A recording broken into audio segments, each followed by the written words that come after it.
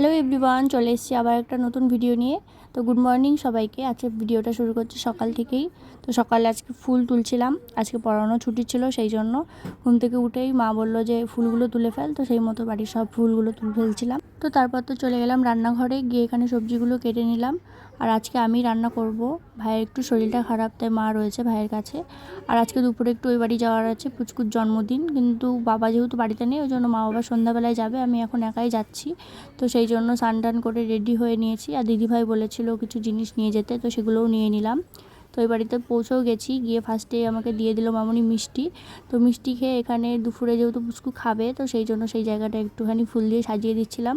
তো তারপর তো বাড়ির সবাই একে একে ধান দুব্ব দিয়ে আশীর্বাদ করে নিল। তো আমিও পুচকুকে একটু আশীর্বাদ করে নিচ্ছিলাম।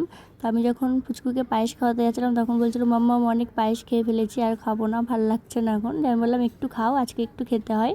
তারপর তো পুচকুর খাওয়া দাওয়ার পরে আমরাও খাওয়া দাওয়া করে নিলাম। তো আমি তারপর বিকাল বিকাল করে আবার বাড়ি চলে গেছিলাম। বাড়ি গিয়ে দিদির সঙ্গে যাচ্ছিলাম একটু বাজারে।